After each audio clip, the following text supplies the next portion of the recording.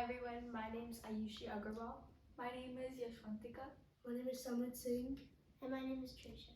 And we are the Doc and C Legacy Project team. Doc and C is a non-profit organization dedicated to keeping North Carolina sustainable. The Legacy Project, a program created by Doc and C, focuses on preserving the legacy of senior citizens in our community by capturing the core memories and traditions for future generations and beyond. Today, we are honored to interview Mr. and Mrs. Trivedi to learn from their wisdom and experiences. Mr. and Mrs. Trivedi, could you please introduce yourselves? Yeah, I'm Kishor Trivedi. I'm a professor in the Electrical and Computer Engineering Department at Duke University since 1975. I'm still working. And I came to United States in 1970 after having done my Bachelor's of Technology at Indian Institute of Technology in Mumbai. I came here in 1973, got married and came. Yes. Wow. So as a child, how was life growing back in India? So my father was a railway station master, and we had a large family. I had three sisters and I have three brothers. And we were, as a station master, my father was moved from one small station to another somehow every 2.5 years. So some of the places, I remember one place called Ujjalwao, where it was just a station. There is not even a village nearby. So if there is a school, we will be feeling happy that there is a school. So that is the kind of environment that I grew up in. I remember when I was in 5th grade, my father was transferred after first semester to this Ujjalwao station. So there was no school there. So we will go back once a week. We'll go in the morning and come back in the evening to catch up with what is happening in school, to Tagadi, where the previous place. Then from 6th grade, we rented a very small place for the family in a nearby town where we will stay there and study. And 7th grade is when there was a major development of some kind for my life in some sense. That there was a teacher who was very lazy, the homeroom teacher.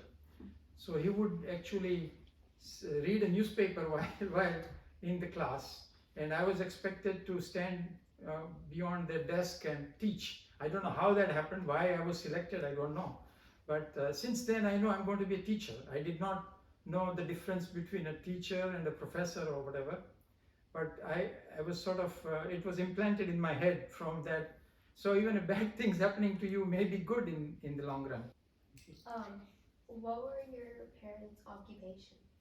So mine was, as I said, railway station master. And my mother, of course, was a housewife. She got married when she was 13 years old, so after 5th grade. But she was probably one of the most intelligent persons I know. She actually will ask once in a while in a prayer or some shlok, what does this mean? So she understands everything else, but once in a while she will ask me one particular stanza somewhere. So she was very, very bright person. My father had a master's in English, and my father was also a professor in the beginning, and then they got married. My mom was 16 and he was 18. And when my mom came to their house, my father was a professor. So my father said, you should come. He was in a girls' college professor. So he asked my mom to come in girls' college and study. So my mom studied 2 years and passed 2nd year of college, and then she had a baby boy. So she quit. But very similar to my situation, because when I got married and I came here, he became a professor. And they said, I don't have good English. So they said, you go to school. So I went to school also at Duke and studied and did my undergraduate. So very similar story to my mom. Did you have any siblings? So I had 3 sisters, all of them had passed away unfortunately, and I still have 3 brothers. And I have 1 sister and 2 brothers. Nice. Mm-hmm. Wow. So, did you have any extracurriculars or hobbies growing up? Good question.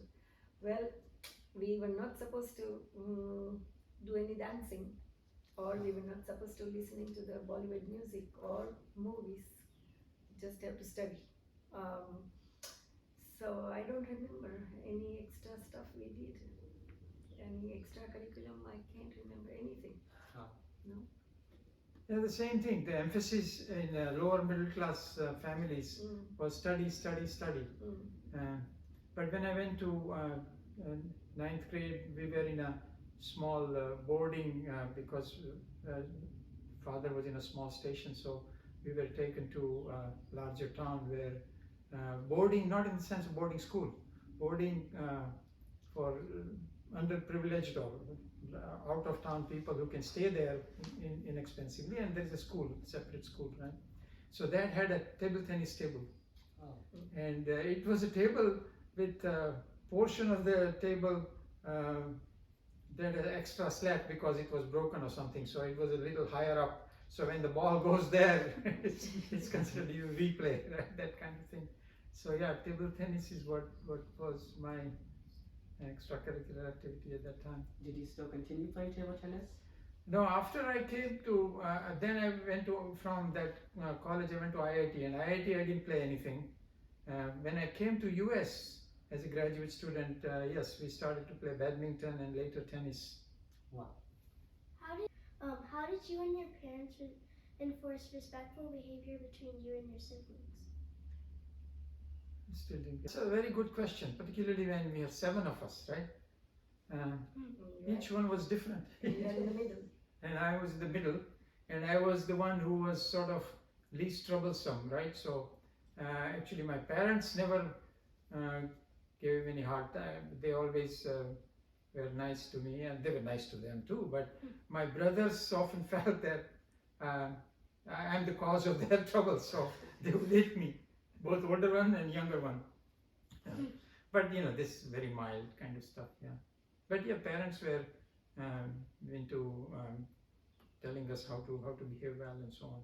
And although, I mean, always there is some sort of a religion in there, right? So from the very beginning. What about you, Auntie? We have 3 of us are younger, and then we have a brother who is 10 years older than us. So from the beginning, parents told us how to talk to him. He's a big brother, and we always talk to him as a big brother. We always said to him as big brother, big bhaiya, you know, like that. So we always had, and he used to teach us some math when there is a math problem or physics or something like that. He would teach us. So from the beginning, that was a big brother because he was 10 years older than us, all 3 of us. So yeah. What were your childhood dreams, and did you ever become any of them? Oh, childhood dream. Only thing was I wanted to come to America. You just don't know how 10 years old, you know, why I wanted to come to America. This is silly. But I loved my mom, just like you guys love your mom. So I loved my mom so much. And I always tell her that if you die, I don't want to be here because I'll be so sad. And so I said, I'll go to America and I'll never come. So, you know, I'll never see you dead, you know. And she would laugh, and I was 10 years old, you know. And then literally at 21, I got married and came to America. And after a few years, she passed away, and I didn't go. I just didn't go because I couldn't take it. I mean, I still feel like, you know, that she's there, right? Because once you don't go, there is no closure, right, to it. So you always feel she's there. What are you? So I always wanted to be a teacher, and I have become a teacher. I tried something in between, and I confirmed that I'm not good for anything else. Yeah, after my BTech in IIT, I went for 2 years to work in industry in India, and I confirmed that I'm a pretty bad practicing engineer. So. Oh, where did you work, Uncle? So I worked first with Larsen and Toubro. It's a pretty large electrical and construction company, and I worked there for 5 months. And then reason I worked is that my father had retired, and there were younger siblings, and there was no money anywhere. So I wanted to make sure that there's enough money with my parents before I left for US. I always wanted to do PhD. There was not a question.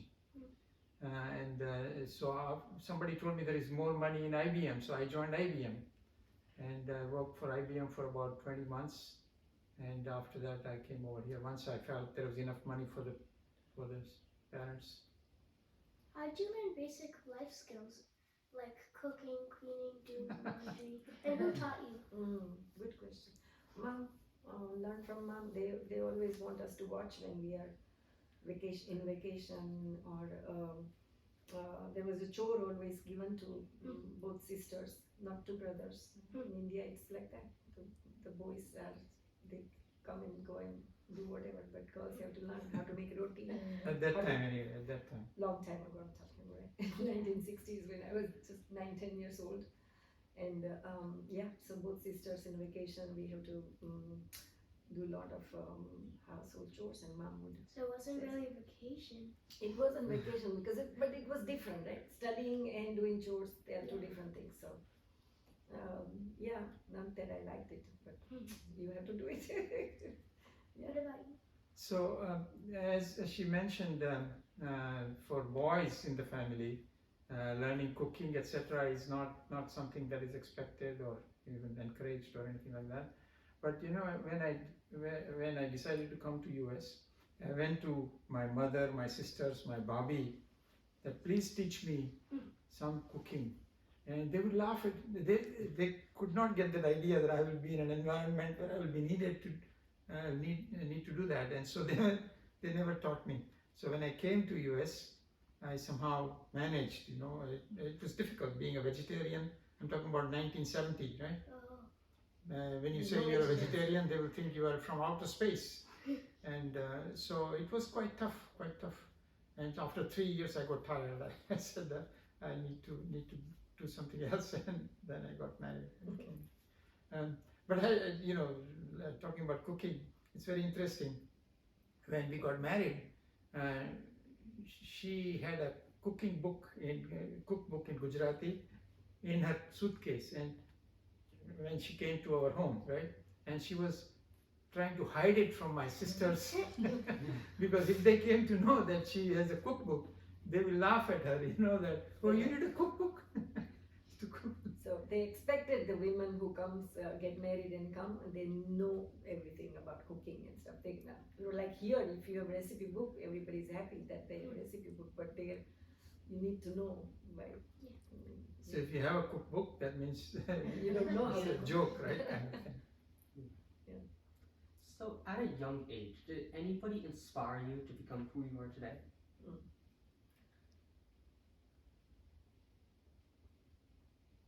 I can't think of a particular person, but my father, education was important, and I think that's what, and I think after coming in America also, my husband is also a professor in education, so education was the thing in mind all the time. Yeah, there are many. So first is that teacher, Sakar Dada, actually the name I remember still, 7th grade teacher, is an inspiration because he was lazy, right? And it truly, that I was sure by then, or almost sure by then, that I'm going to be a teacher. And then similarly, when another teacher in the 7th grade also, there is something called drawing as a subject I don't know whether you guys have said. So usually the drawing teacher, nobody pays attention to, he's laughed at and so on. So I was one of the few who would not do that, and so he liked me, and then he found out that I'm a pretty good student and so on. So he encouraged me to combine 7th and 8th grade. Wow. You understand what? So you're doing 7th grade and take 8th grade exams, right? And he encouraged me to do that, and I went to my parents and they said, no, you are trying to do too much. Don't do that. So this is the only time I've done this. I've hit without my parents knowing I did that. So so there is another influence from a teacher.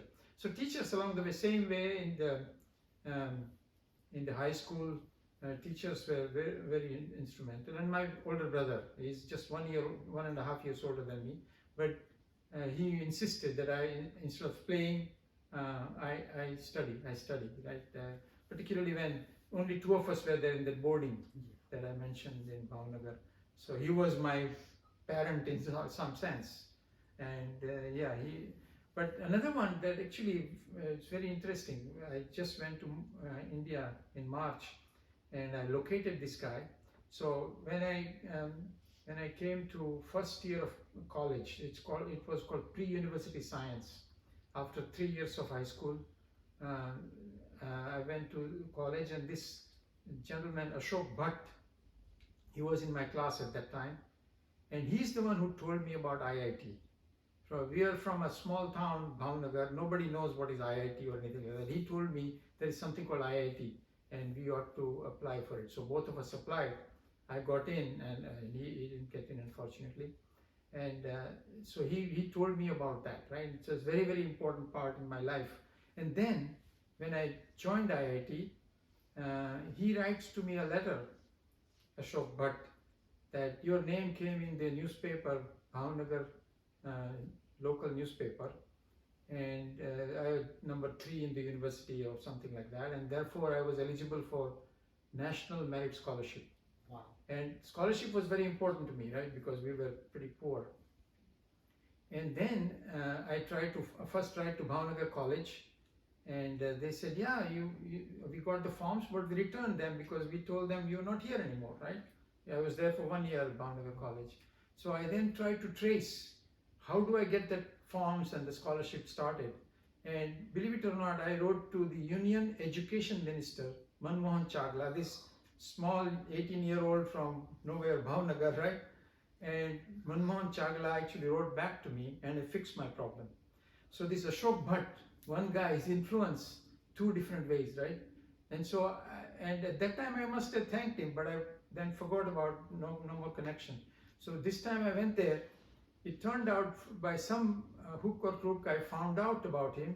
I located his phone number and I talked with him. And so I said, first let me thank you from the bottom of my heart for doing 2 very, very, very important things for me. So yeah, taking help from people, help comes when needed, and yes, indeed. That is such an amazing story. How did you travel a lot? As a child, no. In fact, the vacation usually meant that either if you were in Bhavnagar boarding, come back home and help my dad and mom with some things. Occasionally, there are Masis living, one in Mumbai, one in Ahmedabad. So travel to go to that place. That's what vacation meant. And father being a station master, we had free passes, you know. So there is no cost of vacation.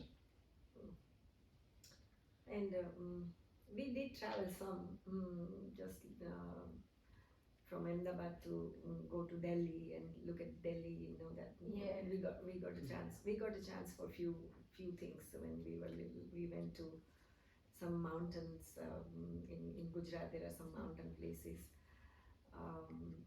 and few things, but not like today everybody goes out of country or something like that. We didn't do that, but we did. Out of state is kind of out of country to us, you know. I mean, that was far enough. We had good vacations, yes. We had some. Wow. So could you describe more about your childhood education system? So how did that work? You want to go first? Yeah, just different. I'm not saying difference, but from first grade. Earlier they put us in the first grade, like we were even 4.5 or 5 years old, and we are in first grade, not even kindergarten. So we were kind of pushed faster. And then we had until 12th grade. No, wait a minute, 11th grade. And then we had to choose something like arts, science, or commerce.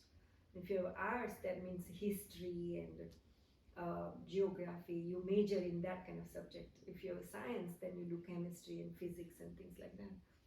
And if you have a commerce, you can do the business. So things like that. And then you just pass undergraduate like I did, and then just waited to get married. That's all we did. So.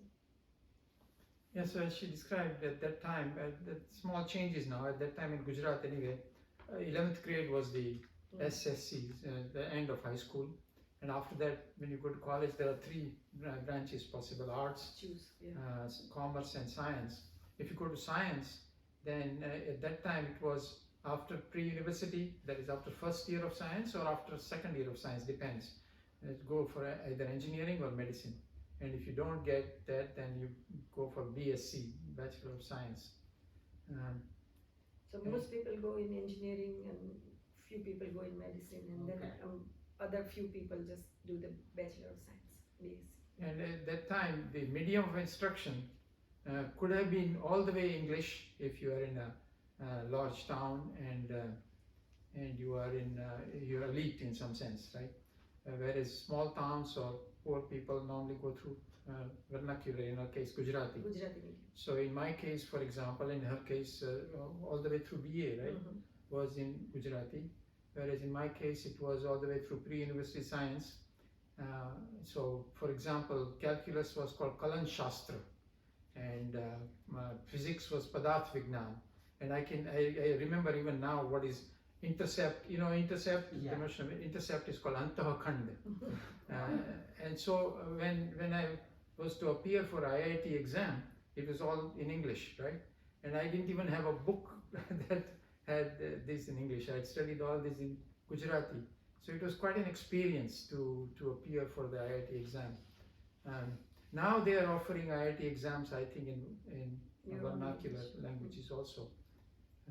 But that time it was quite interesting that, so somehow I got in. I don't know how, but somehow I got in. So how did your family support your education? Wow. So, you know, literally, first, after 8th grade that I mentioned, I finished. My brother finished 9th grade, and two sisters were married that summer. And so, at that time, my father was transferred to a place called Port Albert Victor. Look it up. It's a very small town in Gujarat, and that had only up to 4th grade. And so, two of us, 8th grade and 9th grader, 9th grader and 10th grader, I'm sorry, to be accommodated. What do we do, right? So, tried several different options, and then we found out that there is a boarding, as I call, from our caste, from our community, which was very inexpensive in this town called Bhavnagar, which was our hometown in some sense, right? And so there are schools there too, very good schools there too, or schools there. But the difficulty was that my uncle lived there, right? So my elder brother of my father, and normally we would be expected to stay with them. But my mother, and probably father too, was so strong about it that whatever abuse or whatever bad feeling we get, we are not going to let them stay in their house, because it would have been probably the end of everything, right? So they were very strong that no, you will stay in the boarding even though it is in the town where Chacha's house is there. So that's one illustration of how they felt about our education. But the second is when I got admission in the IIT, and my brother at the same time got admission in veterinary college in Nagpur. Expected expenses for two of us together was exceeding my father's salary, and there was no saving because two weddings were finished, and so even the retirement savings retirement was all finished. But they never flinched for 1 minute. That no, we will not eat, but you go. Instead. Wow, nice. What about you? We didn't have any problem. My father was a government officer. We had enough money to go to convents and school like that. So we didn't have a problem with money. So when you moved to US from India, how was it like? Did you miss your family? You know? That's a tough one. First of all, coming to nobody around, right? Nobody knew, nothing. But only one, the desire to do PhD, right? That is the strong desire, and strong backing from home, not money wise. I had earned enough over 2 years, and so and then I was going to get a scholarship here, the research assistantship here. So there was, but what was the question? How did it feel, right? So because coming from this background, I always felt out of place, even among Indians, out of place. So I never fitted. I always felt, even in IIT, people will come to me for homework help rather than for any friends. So similar thing here, when I came here, the other Indian students, they were all, their parents are the ones who funded them to come here, many of them. In contrast, I was funding my parents while being a student, right? So it was tough. It was tough.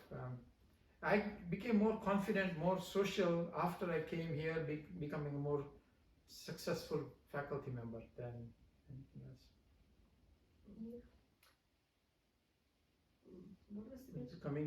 Coming here, and how did it feel separated from parents? In the beginning, you feel like you want to come, and then you come, and then you feel like, oh my gosh, you're stuck, because you don't have money to go back. Yeah. Because he was a student, and I was coming from the big house like this, and then suddenly you come here in the studio apartment. There is no bedroom or nothing, and you're just stuck, and then everybody's speaking English, and you just don't understand what they're talking about, and then it was so lonely. You just can't imagine. And then on top of it, more is arranged marriage, because you don't know your husband. He came from America to get married, and so we got married in 10 days. And you come with somebody who you wake up with, and you see, oh my God, who is this? You just don't know. Arranged marriage is hard, and then over there, if you're there, at least parents will say, no, he's a nice guy, or their family is good, just stay there, it's good, this, that. He had nobody to tell us. And I cry, and he's studying, he's doing his PhD. Says, no, just stay and do, and I'm going to the office. Actually, she will come, after dinner, I'll go to do my work in the office. Those days there was no laptop or anything like that, right? You don't work from office, you go to the office. And she will come with me, and then there were 2 desks because there was an office mate, right? So office mate was not there, so she will sleep on the desk while I'm working. What to do, because I can't understand a thing. Nothing. Not a word I understand. I knew English. Okay, it's not like English was a problem. But when you guys will also must know that when you come here and you talk to the right away person, American person, you just get one word out of it, and then you just have to imagine that he must have said this, because they have, and particularly southern people, they have so much accent. Oh my gosh, and then It's even hard for us to understand. that's what I'm saying. You know English, and still and then I just didn't even know. It's not conversational English, right? So Conversational you've English, taken yes. one subject as English. Yeah. So there was in Illinois, when he was doing PhD, there was a English department. English department has students who used to do PhD in English. They're all white people, white department. White people's department. All white students who used to do PhD and things like that. One of them had this school that they started. The PhD professor and her students. She would come and teach the student wives, who is foreign student's wife. So not only Indian, there were Indians, there were people from South America, people from China, Iran. We had Iranian, beautiful woman, I still remember. All of these ladies would come, and this student will get up on the stage and she'll say, okay, repeat after me. And then she makes us say, do you like pizza? I like pizza. And we have to say that. So our accent can change, because every time how to say pizza, that has to come out right way. Then they will understand, I say pizza, and then they will don't know what I'm talking about, So this is the way I learned conversation English, the whole semester, 2 semesters, me and one of my friends from Kanpur, India, and she came also. Her husband was his friend, so we became friends, and then we learned English like that. For 2 semesters we went. Do you like pizza? I like pizza. That's the way we learned. It was good, but it was very lonely. Very lonely here, coming here and not knowing any people, and you have to make friends. Did you have any good friends like in India or even you made in America that stuck with you for a long time? Yeah, they are still here. The one, Oh, the one nice. that I went with that school, a friend from Kanpur, she's still here. And our 50th wedding anniversary is coming together. Yes. Yeah, good friends. They are still good friends today. Yes. In my case, the friends that I have retained are more from IIT, and many of them got reacquainted when their children were ready for college. Then they remember, oh, this guy is a professor. So they will ask either my opinion, or they might even come here and so on.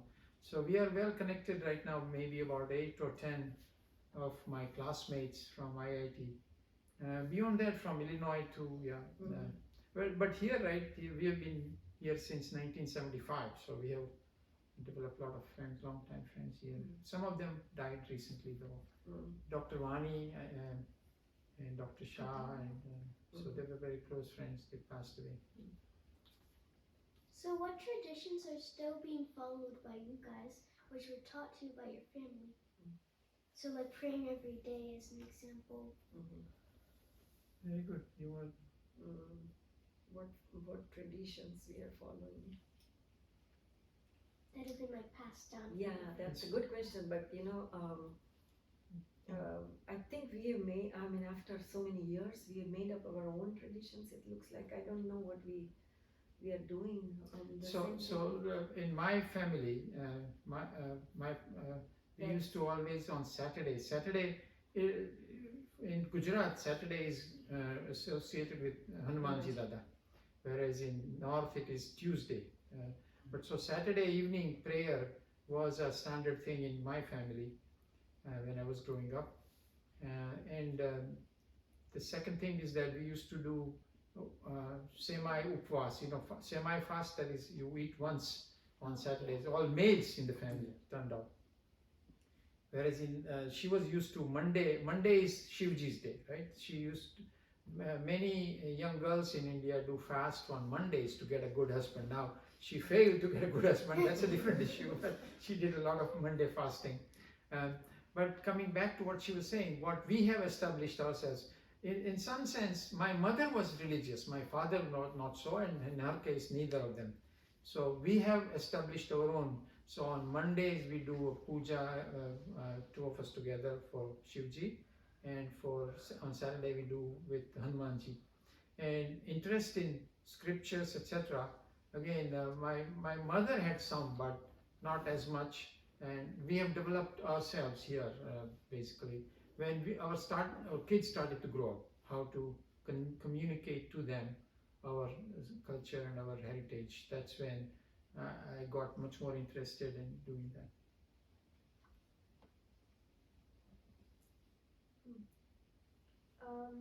What was your school and college like? When you first came to college, how was it like? So, Bombay IIT. yeah. So, schooling, as I said, was spread around small towns. Pretty good, I guess, in some sense. Although the high school that I was in, it's quite interesting. It was started with me in some sense. That class was the first of that high school, and it was not a big, very well-known school. So it turned out, for example, SSC, the examination that is offered by the board, you have to qualify in a preliminary examination to take the exam. And out of a class of 52, I think 12 qualified for so it is that kind of high school. And then out of 12, I believe 6 went to college. 6 went to college, and I was one of the 6, okay?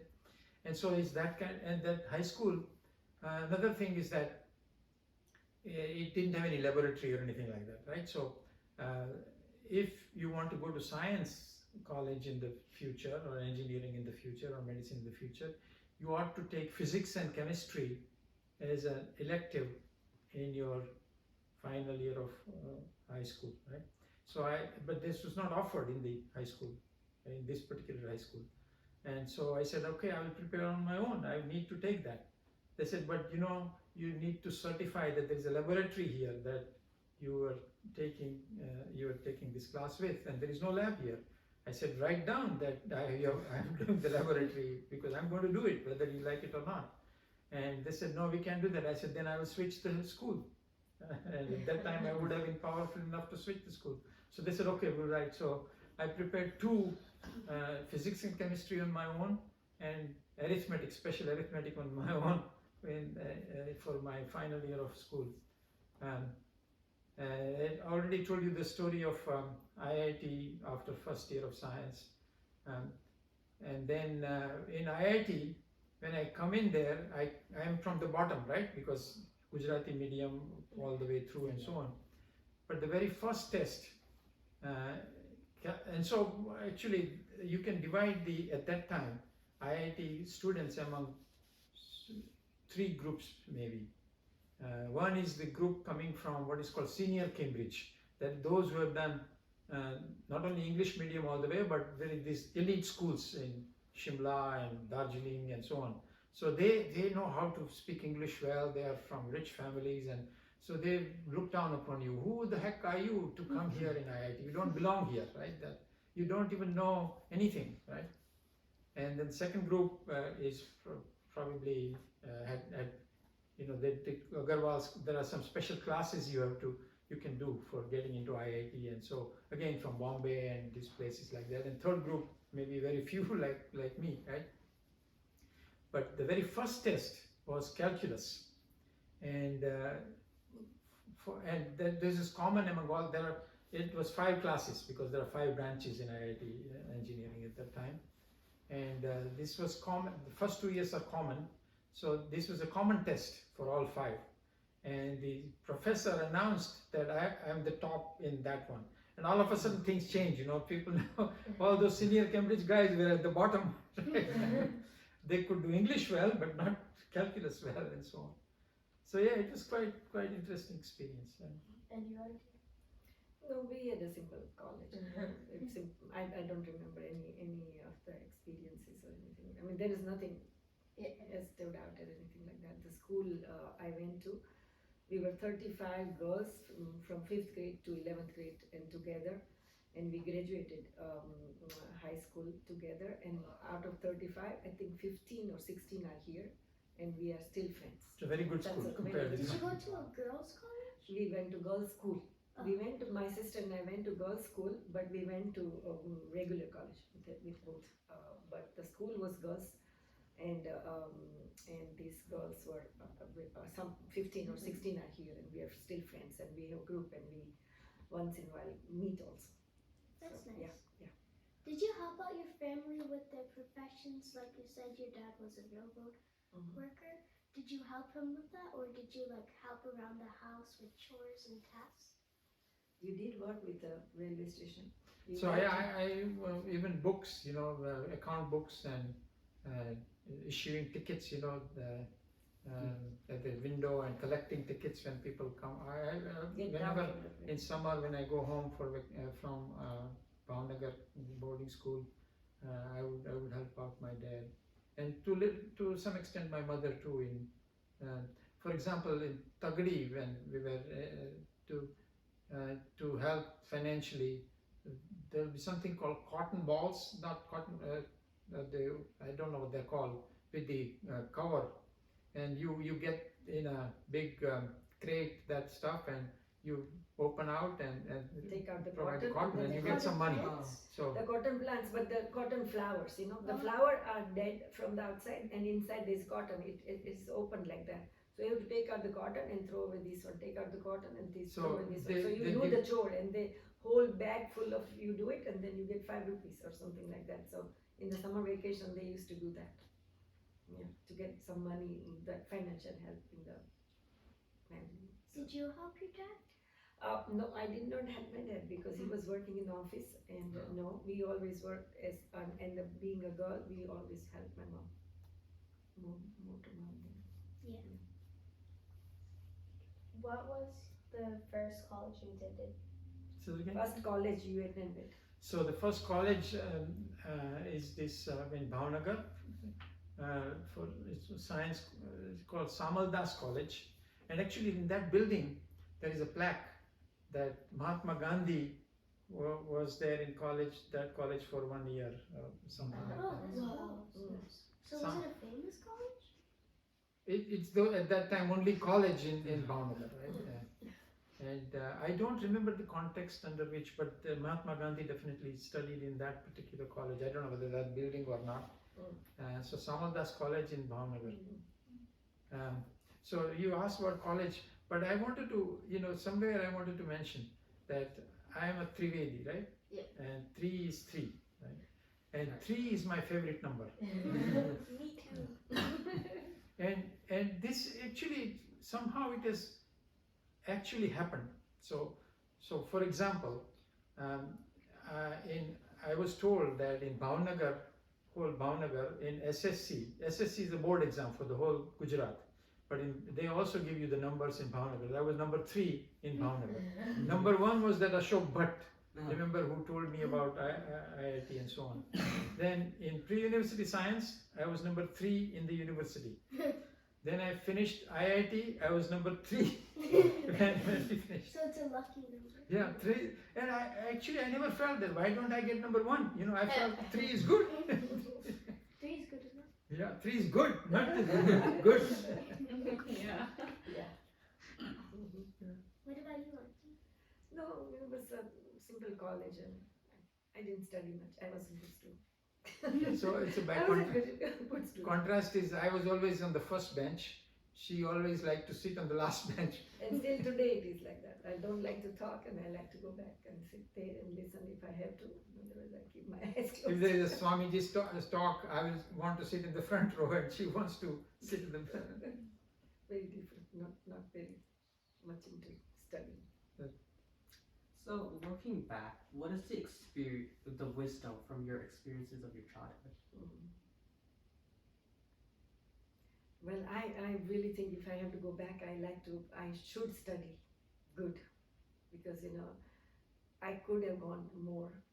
Like, after I came here and studied at Duke, and I did a lot after that, but until then I didn't have that wisdom or whatever you call it, because I was too much into playing. You didn't want to do. I didn't want to study. If my father says read a book, and I would just go to sleep, then no study. So just didn't take the interest in studying and I wasn't a serious child. I was just fun. So, but if I have to go back, I think I need to have that wisdom to study. I think education is very important. And then what happened after I had to study anyway, to go anywhere. In America, if you want to go somewhere, you have to have some degree. And you had a lot of good studying over here, right? Yeah, I did because I had to go. I did go undergraduate at Duke, and so then I became a teacher and things like that. So, but didn't know that, but got it now. So the question is, what have I learned and what can be? That's a tough one. One thing is that you have to work hard. There is not a question. Work hard.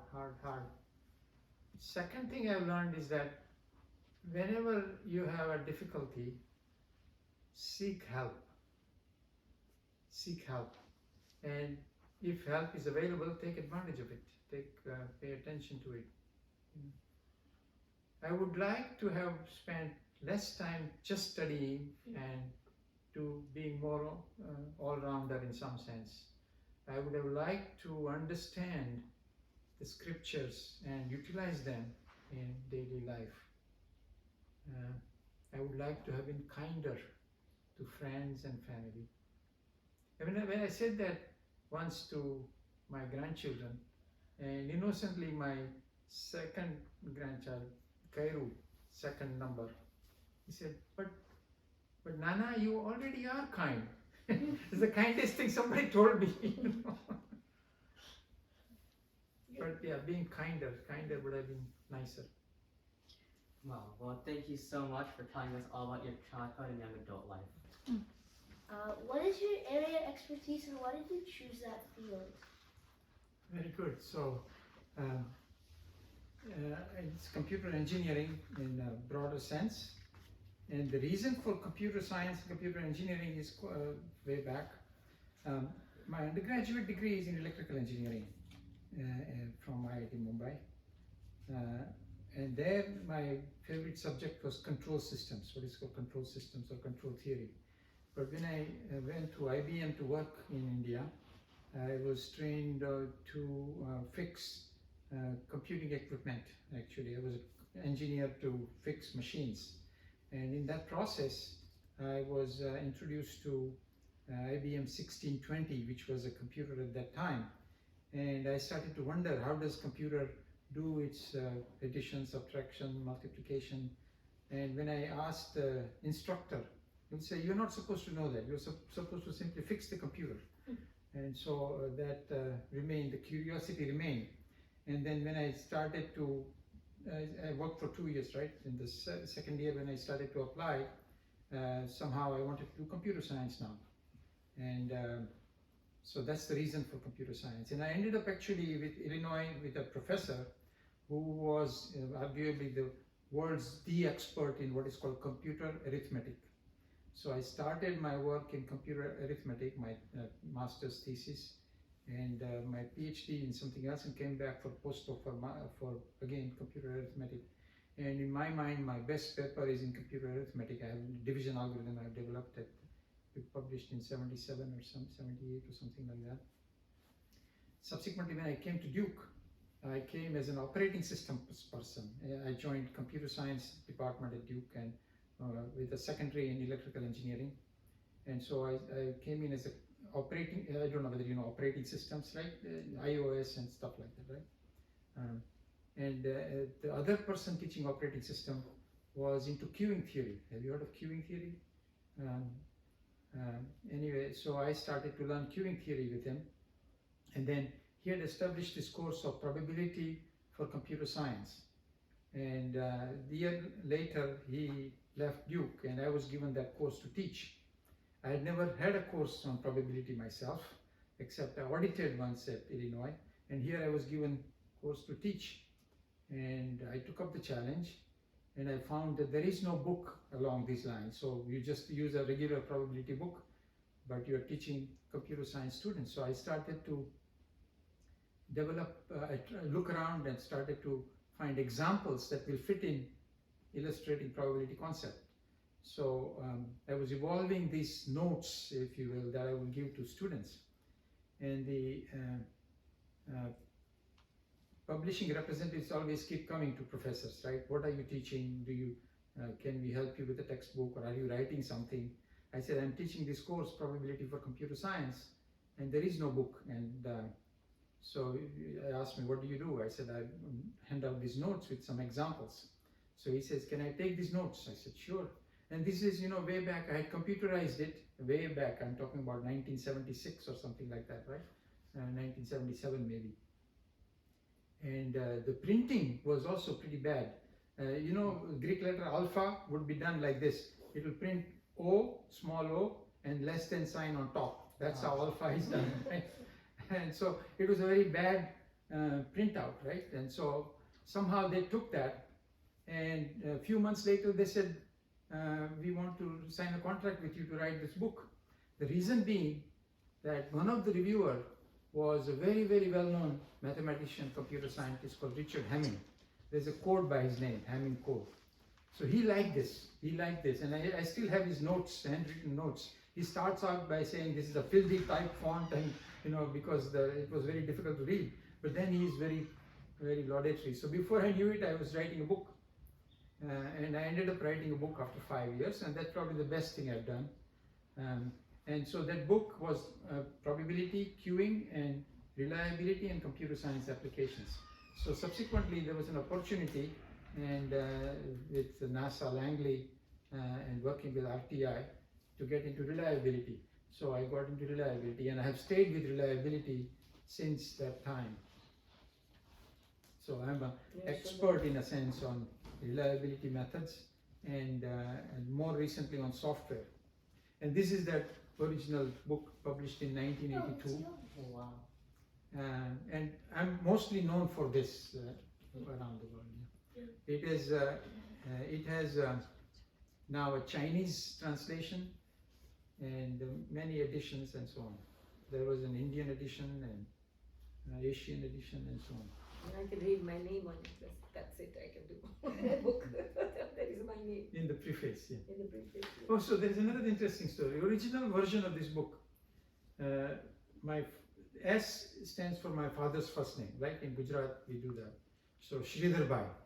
And his name is Sridhar, but we say Sridhar Bhai, right? So one of the reviewers says, these three authors, Kishor, Sridhar Bhai, and Trivedi, have done a good job or something like that. So in the next printing, I said, put S dot. I respect my father, but he doesn't get the credit for it. Yeah. So does that answer the question? Yes, but did you help any? No, I just did. No, but you had a career with the kids and so on, right? Yeah, I mean, housewife, and then with the kids, lot of stuff like No, teaching the kids is what it. or teaching kids. Yeah, after the undergraduate, I had a job just in the morning, like for in the beginning, the few Preschool? younger kids, preschool, and then after 3 o'clock they come home. My kids come home, and then I have to take them to the violin. I have to take them soccer. I have to take them Garba practice. I have to do this. So that all these things, and then his mom and dad were here. And then when his dad passed away, his mom stayed with us for 13 years. So we were taking care of the mother-in-law like that. So I had a career in the house, but lot of stuff just jumbling, so fast. You can't imagine how the life has gone so fast. Going here, going there, do this, do that. And that time nothing was available like today. There are so many grocery stores, there are so many Indian restaurants, like okay, today I can't cook, I'm going to go and eat there.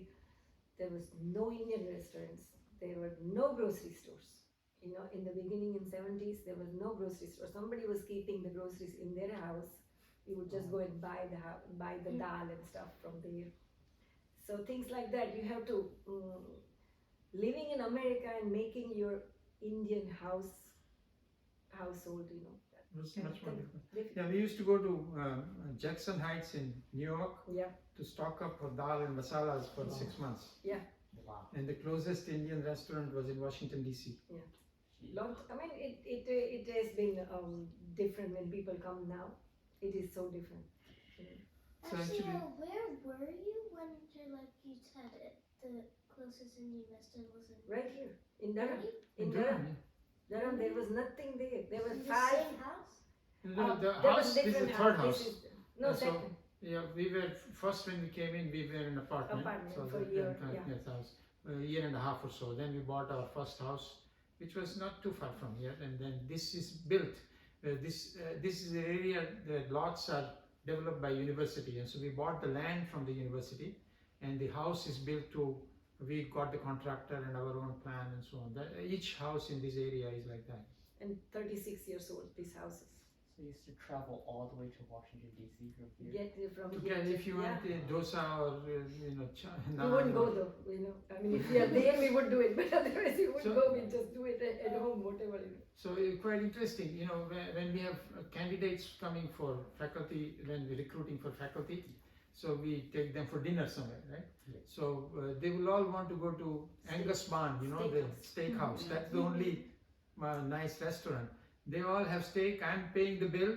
I'm having a baked potato with ketchup on top, right? Basically. Do you guys have a favorite food when you came here? You guys have a favorite American food? American food. Even pizza. It took me a couple of years before because that time Cheese. India didn't have pizza, right? This Cheese this comes string up. of cheese coming off, terrible stuff. But it took 2 years or so. The only thing I learned is apple pie from McDonald's, apple pie and French fries. At that time we did not know that to put beef tallow on top of that, right? But so French fries and apple pie from McDonald's is all I knew. Other than that, somebody invites you, you're lucky, and then you get rajma and rice or something like that. But the thing is, the what I was going to say is loneliness about the food was there, you know, because so many like Gujarati food we couldn't find it, and when we came from India, our parents didn't have a refrigerator, and our parents didn't have a telephone, so we couldn't talk to them. I talked to my mom when I came here after 5 years when I went there. After 5 years, there was no conversation. No Because letters. no letters was there, but every month letter would come, right? I mean, It takes 15 days. 35, some days it was 35 days, and every day checking the mailbox, every day checking the mailbox. There's no letter from mom, you know, so it was tough. It was very lonely. You cannot imagine what Yeah. it is right now. You have WhatsApp and you. WhatsApp and you call anytime you want to, and oh, it's so different. It's so different. Yeah, but the food. So you were saying the favorite food, but you know, You didn't have any. no, because you know, in India also we used to have dal chawal sabji roti in the morning and in the evening, you know, and so there is nothing like we ate outside the house, anything like, so we didn't have any food. If you ate out once in a blue moon, it will be masala dosa or ice cream. These Still are the today. two kinds Still of things. today is the like favorite food is, you know, I would go masala dosa because in Washington restaurant also, if we go there, there is an old food they serve, they warm up and they give it to us, and I said I can't eat that. So we always used to eat. I think I'll eat that Rajbari food. Oh, it's okay. Yes. Normally nobody calls me. So did you guys have pressure to follow a certain career path, or was it because of your own interest? Career path.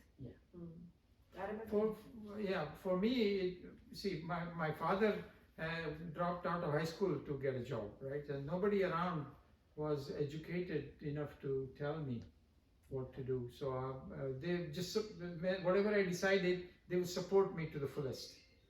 And so yeah, there was in most other families, Indian families, there'll be pressure to become doctor or engineer, but in our case, there was no pressure. That's great. And you, Auntie? No career. I didn't had any thinking about career or anything like that. No. At that time, the lower middle class or middle class families was more get enough education to be able to get married, I suppose. So when did you first move to the US and what were your early experiences? Say it again. Well, when did you move to US and what are your first experiences? So I moved in 1970. My first experience, food is the biggest thing, right? And also living conditions.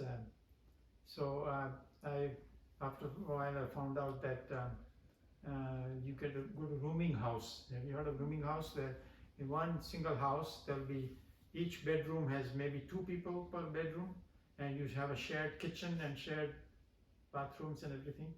So it turned out that there was a Sardarji from Delhi who came as a same student at the same time I did in computer science from India, and 2 of us were in one room, and in the 12 students in that room, that house with a shared kitchen with all the meat, and you know, it was a big shock, right? That you have to share the refrigerator and kitchen with them, and did not know how to cook, so somehow learned how to make sabji and take toast, and they didn't have a toaster in that place, so there was a, you know, that what is that called?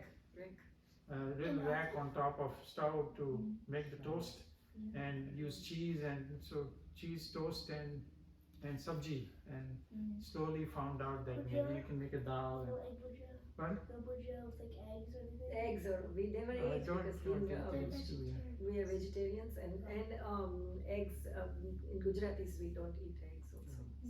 It must have been so hard to live. Yeah, I mean finding things was hard. Vegetarian food, yeah. But the other thing, slowly you realize that even if in the cafeteria, in the university cafeteria, they have peas and looks very good, but you don't know. Later you learn that maybe there was lard in it, right? Nothing really, and they didn't have the notion Now every cooking, every cafe area in Duke has a vegetarian option. But this is much more recent. This is last 10 years, last 15 years. In those days, if you say vegetarian, there doesn't seem to be any bacon in it. Okay, this is vegetarian. Yeah. So that's the toughest part. Did you receive any scholarships or awards in college? Yeah. So first is when I went to IIT. Before I knew the National Merit Scholarship, I had gotten what is called Merit cum Means Scholarship. So because I didn't have enough, remember I came from the Gujarati medium without any background in English, so I was at pretty low level. But I got Merit cum Means Scholarship. But then the National Merit Scholarship started. It is for all 5 years, so I was through.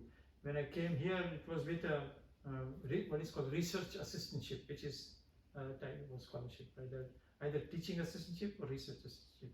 So yes, because of scholarship is when I could study, and therefore I have started a scholarship in my father's name at IIT Mumbai now.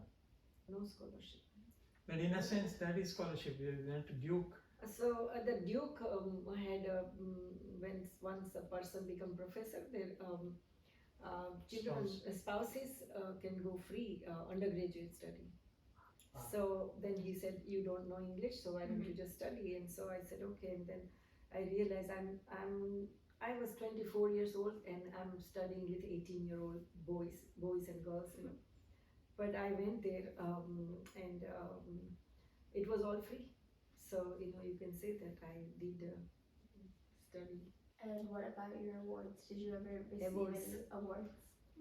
Many. So most recent one is from IIT Mumbai, where I had trouble getting in. I just got recognized as a distinguished alumnus of IIT Mumbai. Before that, I was distinguished alumnus of Computer Science Department at Illinois. Before that, way back, a distinguished professor at Duke, right? And many society awards like IEEE and many best paper awards and so on. So could you tell us more about like your papers and research that you did? Research. Your Papers? research. Or Your And research. like your book. like your books or all the things you've published? So yeah, publications. I have maybe about 600 of them, right? Wow. Papers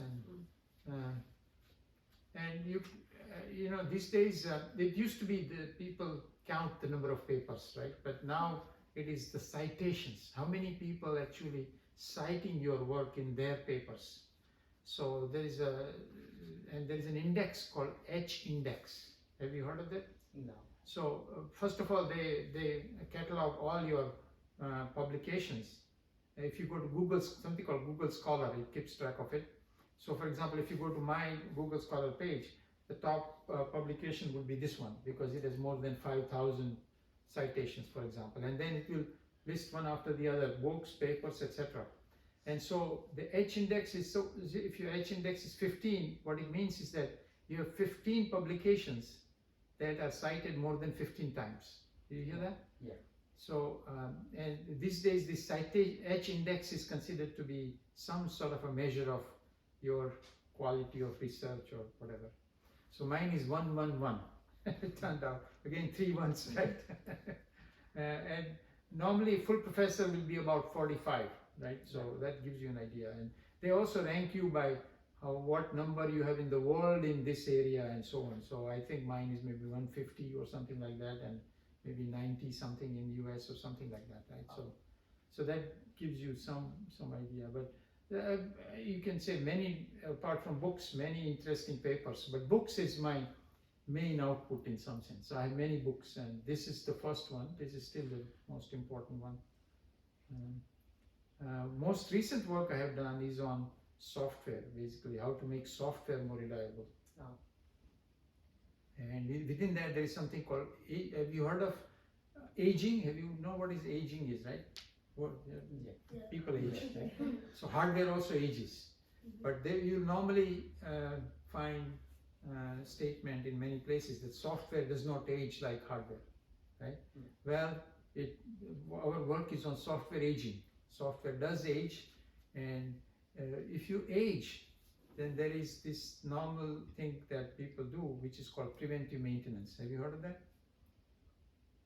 In a sense, preventive care we are doing for the bodies, right? That before something goes bad, you monitor and you keep fix that, right? Somehow, right? Whether by yoga or by medicines or whatever. Similarly, in hardware, there is this notion of fixing preventive maintenance that is before failure occurs. So in the software, if you do that, it is called software rejuvenation.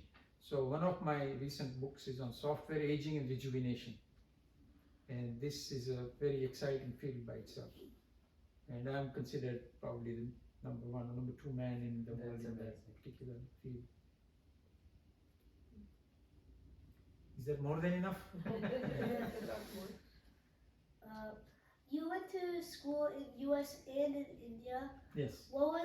How was it different, and what were like some major differences? It's a very good question. So, with respect to studying, I would say that since I was last in India in IITs are courses are similar in structure and so on, like here. But if you contrast with regular colleges, there is a big difference. So IIT, the professor is in charge, right? He is the one who is going to decide what homeworks, what exams. He is the one who is going to give you a grade. By contrast, if you go to say Punjab College of Engineering or Gujarat University College or whatever, that professor is teaching you based on some curriculum. Somebody else will give the exam from the central board. Right. So it's very different. Whereas in here, when I teach a course, I am totally in charge. There may be a curriculum that I may have to somehow pay attention to, but I decide what are the homeworks, I decide what the exam, I decide the grade, etc. So IIT was exactly the same way. So in that sense, IIT within India is similar to the colleges here. Was it a challenge transitioning from that personal teaching method to the statewide curriculum, or were you able to cope with that? Well, so as I said, I only spent 1 year in Bhavnagar College, so it wasn't much of a change. Whether high school, whether I can consider that, probably, because there is but it's one exam at the end of high school, right, which is from the board. But yeah, that is the main difference. That so people don't pay attention to the teacher because he has nothing to do with my grade. He has nothing to do with overall evaluation. What about you, Auntie? Were there any differences in college in India and here? I did as a student. I did feel difference because, as you said, when the teacher is teaching, he's not going to give me the final grade of that year, whatever year I'm studying, because he is just going to teach, and then we have to take a board exam, some kind of it's a board exam that everyone takes from every colleges. But here it's like what he said is that a professor, you have to learn from that professor, that class, and you get the grade from him that university accepts, and then that university tells you, okay, you are graduated now. So as he said, that is a big difference. I felt, that you learn different way. Yeah. It's very different. Even in America, in our high schools, once you start going to high school, you have to take like a standard across the country exam for college credit for some of your courses. So. Oh, in America also is like that. What's that? In high school. Are you talking about SAT? SAT, and then there's also AP classes as well. AP classes, so you have yes. to take those exams. Yeah, but then The grade during the regular. The grade is the same. Yeah, your teacher will give you the final grade, That's right. but for colleges they need the. So then there is a point like that 4 point or something like that. You get it, and then but that point, who gives that point? The nations. The nation, yeah. So it's a whole. Yeah. I see. Okay, so then all the colleges will accept that point that you passed AP or whatever you got in AP. Yeah. So that's. I think high school. I do feel that's okay. Yeah. But I think college, maybe it's not like that because a lot of different professors are different. They teach different things. So what are some challenges that you face in order to maintain your profession? What are the challenge of maintaining the profession? Maintaining yourself in the profession. Yeah. Well, you know, You have to keep up the research. things are changing fast in my particular field, right? And there are trends that, or bandwagon, if you want to call it that. For example, right now it's ML and AI, right? So, going back, the way in which our jobs are structured as an academic here in this country, there are two major parts and third part. One is research, other is teaching, and third is service, if you want to call it. So leaving service alone, what does research amount to? Well, you can do your own research, or you have PhD students or postdocs. You have to support them, and the support comes from writing your grant proposals. And these grant proposals are very competitive, and you have to then be up on the latest buzzwords, latest bandwagon, and so on. So, for example, if your proposal doesn't talk about ML and AI, you are less likely to be funded, right? So you have to move with times. And so yeah, it's quite a challenge, So can you guys tell us about how you met each other? The arranged marriage. So arranged marriage, he came to get married, he asked his mom and dad that you need somebody to cook for him. he was a vegetarian, and it was hard to find the vegetarian food and do by I was himself. lonely too, And then over there, my sister got married to his cousin brother. 1 year. 1 year ahead. In 72, my sister got married to his cousin brother, and his mom was there in that wedding, where I was there too. So his mom had decided that this is the girl. So he came home and he said, I want to see other girls. I can't marry what you tell me to get married to. So he went to see the other girls who just graduated from college and stuff, and then he said, okay, whatever you tell me. So his mom said, this is the girl. Okay. So that's the way he got married. Wow. Yeah. So what was your first job? First job, if you count the ones in India, Larsen Toubro and IBM, but otherwise here, this is the first job I did, first and last job. 1975. Only change I made, so I was primarily in computer science and secondary in electrical engineering. In 1991, I flipped around, so I'm now primarily in electrical engineering and secondary in computer science. What about you, Auntie? No, the first job here was in preschool. I was teaching in preschool just after undergraduate. Yeah, because the time and the family's responsibility and everything, I just couldn't do more. But you had two different preschools, right? Two different preschools. One was school and the other one was like that. But not really, not so much like career. Yeah, just it's nice. Career is being a grandma, ma and grandma. So is there anything you guys would like to share coming from major historical events growing up? So, well, climate change is that, no, I don't know the historical, but yeah, I worry a lot about that, and I would, for example, I try to take the refillable bottle of water to the temple every time, any meeting. I'm hoping that more people will follow that, but to my chagrin, this single-use plastic bottles all over the place, whether here or in India. I tried to talk to some group of people, my younger brother's friends, that when I went recently, about why can't we all decide that I'm going to reduce the use or eliminate the use of single-use plastic bottles. No, government has to decide. Government. So this notion in India in particular, I find that somehow everything is dependent on government. What is my responsibility? Nobody worries about that. So each of us has to, and our dharma tells you that. Our dharma tells you to be environmentally conscious. We had I'm running this Know Your Dharma series at the temple for last couple of years, and we have 2 sessions, 2 different talks on one by Prakash Bhave, who is an environmental scientist, PhD from Caltech, and he gave a talk on Ecodharma.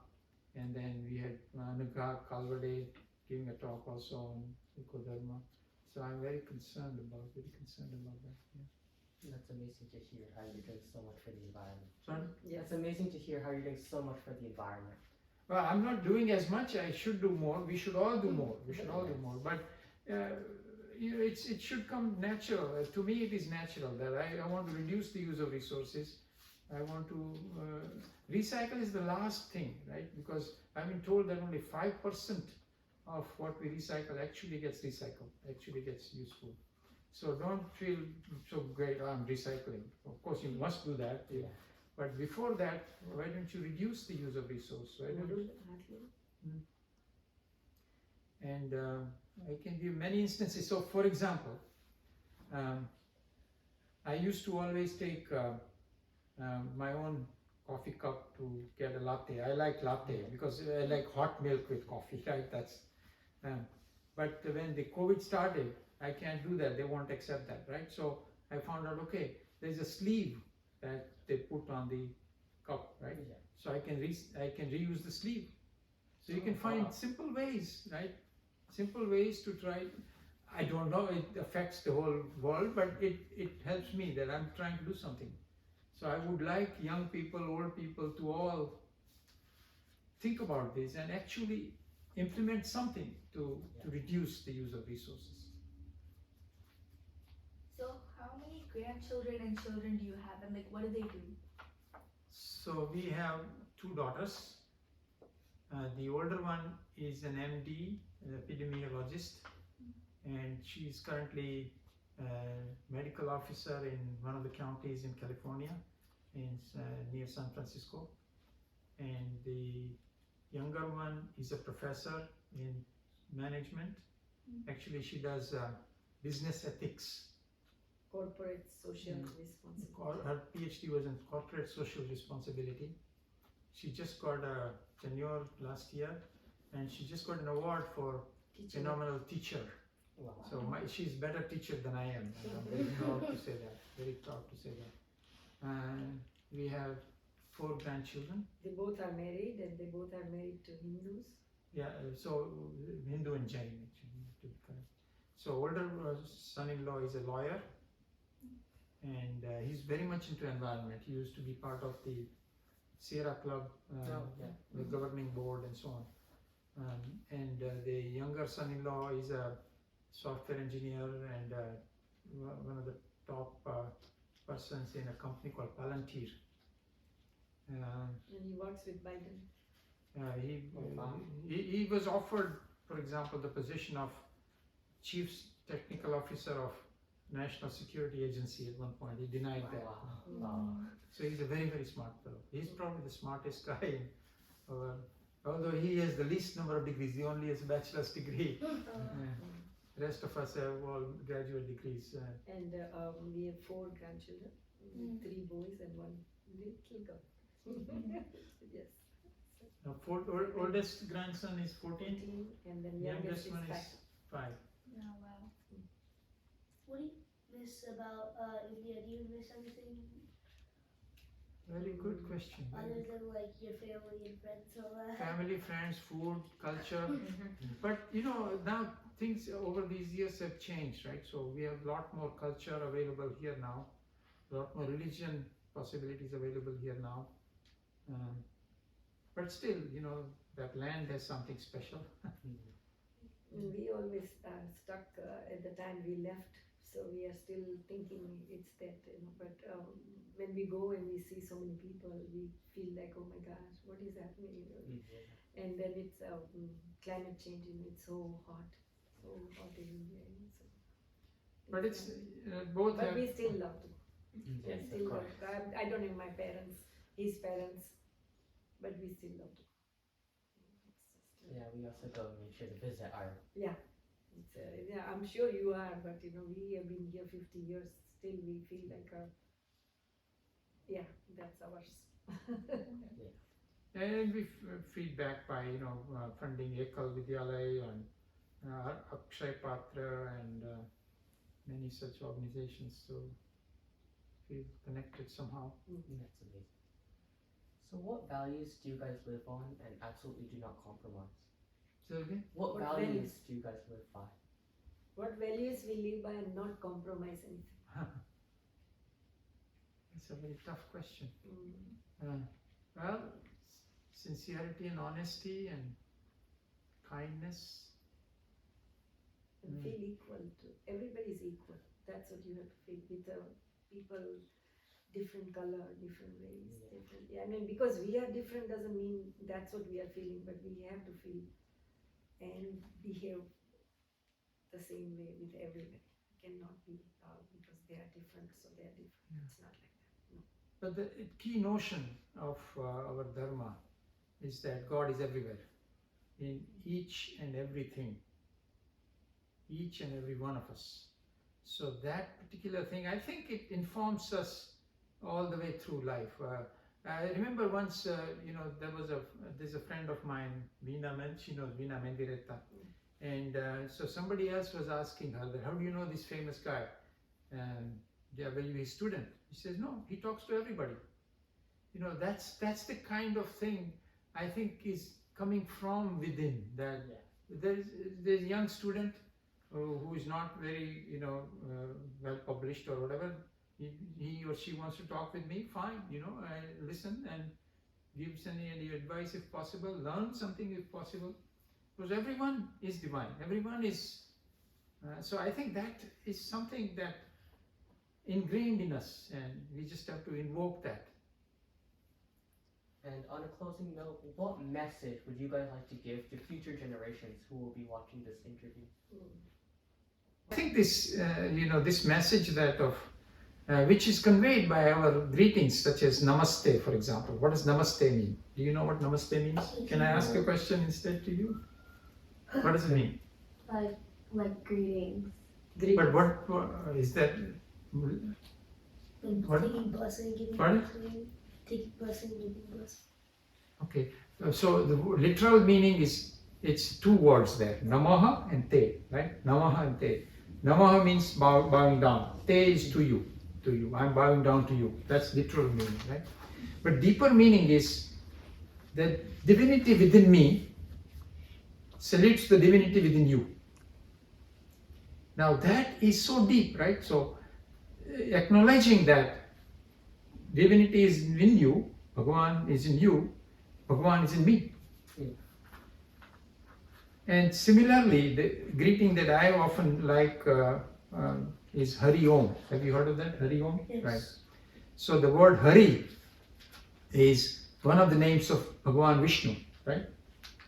And the word Vishnu has a definition in Sanskrit. What is the definition? Vyapnoti charachar atmakam jagat iti Vishnu. Iti means, that means Vishnu, right? So what does it say? Vyapnoti, one that pervades, Vyapnoti, charachar, living and non-living. Atmakam, as an essence of this universe. In this universe, each and every atom, each and every living things and non-living things is pervaded by this essence which is called Vishnu. So an English term for that is immanent. God is immanent. God is everywhere. Now if you just say this is called, there is a word in Greek for it, I will come back. But that is not it, that is not all. When world is there, then God is everywhere. But we know that at some point in time world wasn't there, and at some point in time in the future world will not be there. So what happens then? So God is there even then, and that notion of God is called transcendental notion. Transcendental means what? Beyond sense, beyond intellect, beyond mind. And that notion of God is called Brahman in our scriptures. And the symbol for Brahman is Om. So when I say Hari Om, I'm saying God is immanent and God is transcendent. in one greeting, you are summarizing Hinduism. You are summarizing Sanatan Dharma. So that is the message. That is the message. Well, thank you guys for sharing so much of your memories and traditions. It was an honor to hear and learn from you. And now we would like to present to you a poem for you guys. Read it. To our seniors. Gentle and kind souls, many of whom we may know, arrived at this place so many years ago. A new path they walked, trying to make better life, trying to make our lives free of hurt and strife. They are patriarchs and matriarchs, and they are pioneers who brought us a better life as they journeyed here. We honor, love, and are grateful to them. Each and every senior is considered a